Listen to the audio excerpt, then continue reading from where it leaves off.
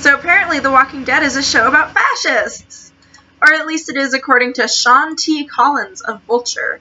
So I found this article in December, and honestly it's actually been bothering me ever since then. Because personally I view myself as a little bit of a deadhead. I watch the show, I've read the comics, I enjoy The Talking Dead, and I I watch like theory and analysis videos on it on YouTube a lot, and get a little bit too into the subreddit sometimes. So I'm pretty into the show. I really enjoy it, and to me, I find that this critique of the show, the fascism of The Walking Dead, the article is called, lacks a lot of nuance and clearly comes from someone that either did not watch the show or didn't pay attention to the show, and definitely comes from someone who did not read the comics or any other summary of the source material, because because the assertions that this article makes are so ridiculous. I will link it below so you can read it in its entirety, but it's just kind of baffling to me, honestly, how I feel like some of this is just like, it's reaching so far. And this is like, it bugs me because I think it's one of those things where it's kind of like, this is why social justice doesn't get taken seriously, because rather than, dealing with actual issues, we're busy whining about fascism being glorified in The Walking Dead, which it isn't, and even if it was, it's a TV show. Turn it off. So I'm going to read a few quotes from the article and kind of just talk about this ridiculous spectacle. It's so absurd. So basically, the entire premise of the article is that The Walking Dead is a fascist show because they're anti-immigrant, which is fostered by the us versus them mentality of zombies now. Because they have like this like slight critique where they start talking about like, how the original like Romero zombie flicks were about, the evils of consumerism, and how 28 Days Later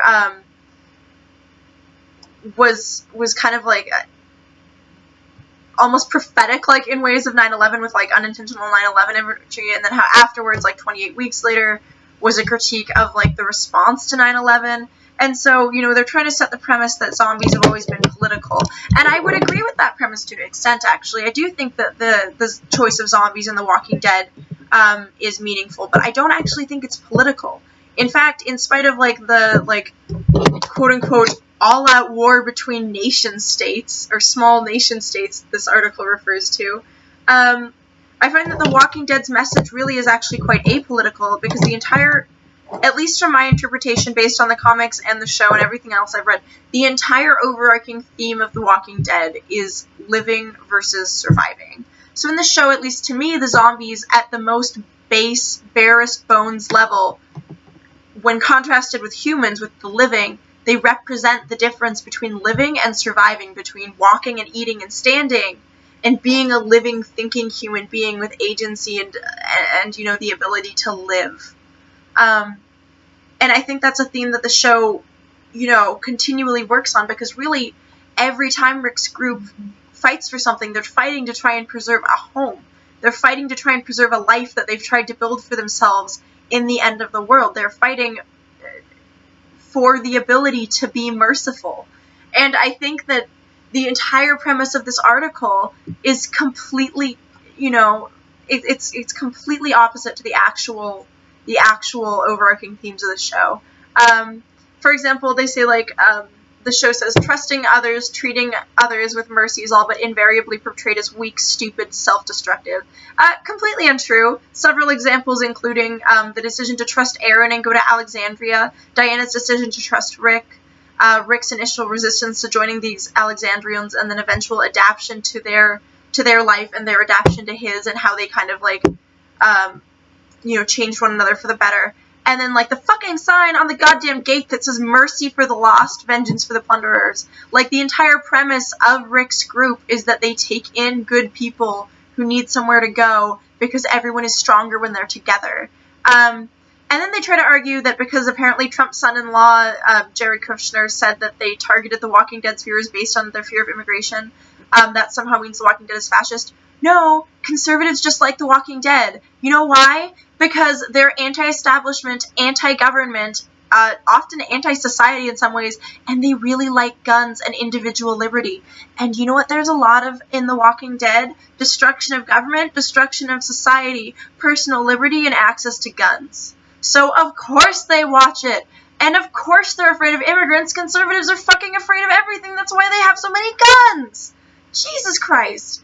So I don't know. I just find that ridiculous. And it's one of the biggest television shows that exists right now. You know, such a diverse group of people watch it. I think, like, trying to argue that we're all immigrant haters, like, hi, I'm an immigrant. No, that's so stupid. They also argue that from The Sopranos to Breaking Bad to Game of Thrones to The Americans, in the new golden age of television, is largely characterized by narratives of violent conflict. What then separates The Walking Dead from the pack, setting it apart as uniquely characteristic of our neo-fascist movement? Fucking nothing. Nothing at all. The Walking Dead is not uniquely violent. If you look back at, like, some of the listed shows, like, fucking Breaking Bad, you know, in the first season they dissolve a guy in a bathtub. In Game of Thrones, someone's head gets literally crushed like a watermelon, a guy's dick gets chopped off, and a pregnant woman gets repeatedly and brutally stabbed in the stomach. Oh, and there's brutal on-screen rape and prostitute murder. What the fuck are you talking about? There's nothing unique or gratuitous about the violence in The Walking Dead or in Game of Thrones, and regardless, in both of those shows, the violence is used as a device that pushes the story forward.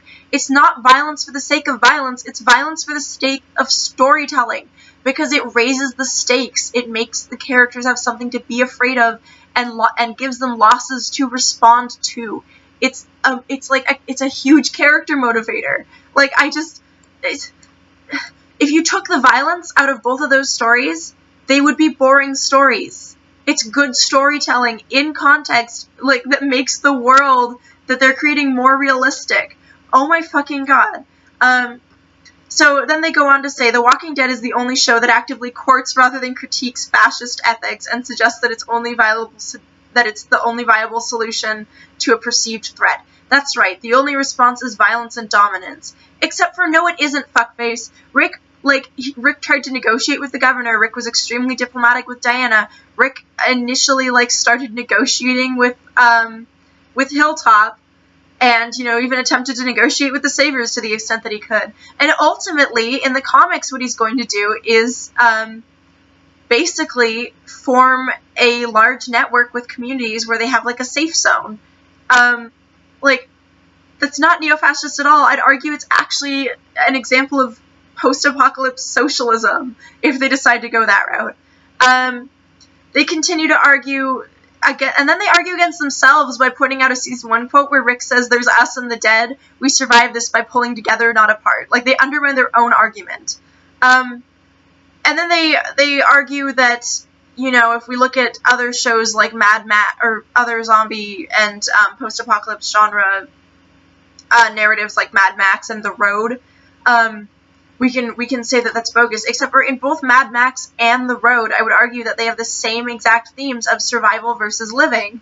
And in Mad Max, it's incredibly violent and dehumanizing, because again, loss of humanity is a theme in both works. You guys, the stupid is killing me. It's just what the fuck is this? What are these people doing? How do they have this much spare time? If you're, gonna spend all the time writing an article, why not make it a well-researched one? Okay, so I know this video is going long, so I'm just going to have one, final thing.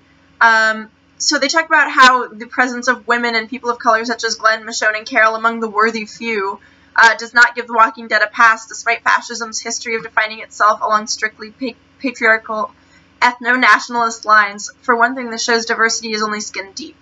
There's a remarkable lack of diversity in writers and showrunners, and that manifests very clearly in the themes that resonate with anxious white men and fascists. For another, the story itself allows only a narrow, traditionally fascist avenue of growth for characters who aren't the male ideal. The women who can be trusted must either be uncritical nurses to the soldier males or become just like the males. All other versions of femininity eventually prove weak or monstrous. There's a reason Beth was killed off after suggesting a sense of hope and literally resisting being a nurse to warriors. And for all the praise that fans heap on Carol for becoming like Steele, it's just another reminder that warrior masculinity is the only way to survive. But the extravagant sadism with which Glenn, one of the most prominent Asian American protagonists on television, was dispatched helped wipe away the show's surface-level multiculturalism, revealing that the only cultural metric that matters to it in the end is the use of power to establish mastery. So I'm just going to close this one out quickly because this argument really bothers me, having been a longtime fan of the show. Because The Walking Dead from the beginning has had a very diverse cast and has actually put in a lot more legwork than other shows do in building up and giving those characters like screen time and stories and interesting characteristics and actually like really bothered to flesh them out. Personally, I don't view Tyrese or Glenn or Sasha or Michonne or Rosita or any of the Denise or Tara or any of these other characters as tokens. They're not tokens. They're fleshed out with character ties and interests and motivations and relationships and all of these things that make a character a character. They're fucking characters. They're really good characters. And of course they are brutally killed all the time. That's the whole point of the show. But like, just really quick on Beth's death. Beth's death to me was a lot like Joyce's death on Buffy the Vampire Slayer, in that the point of the death is that it's senseless and the strong people around her who wanted to protect her couldn't. To me, I thought that was the whole point of her death, was to take away a little more innocence in the show, and also, I just thought that, I don't know, I feel like everyone is getting shortchanged here. And finally, regarding Carol, like, obviously, she's again trying not to kill. She's trying not to kill again. She's trying to give herself an out so that she doesn't have to. And I think that's really important as well. So I'm just going to end this video by having Stephen Yeun, the guy who plays Glenn, actually defend what happened to Glenn, because I think he writes a really eloquent defense of it.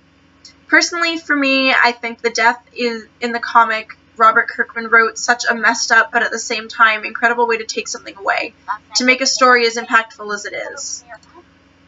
You read that comic, you kind of don't want that to go to anyone else. It's such an iconic moment, and I think I even said, don't give that to anybody else. It's such a gnarly thing to say, but sincerely, living that out was very wild, but at the same time, that moment happening and being realized on television in a different medium, and to do it the way that we did it, I think is brave, and at the same time, super affecting. And for me, that was the motivation to be like, yeah, that sounds great.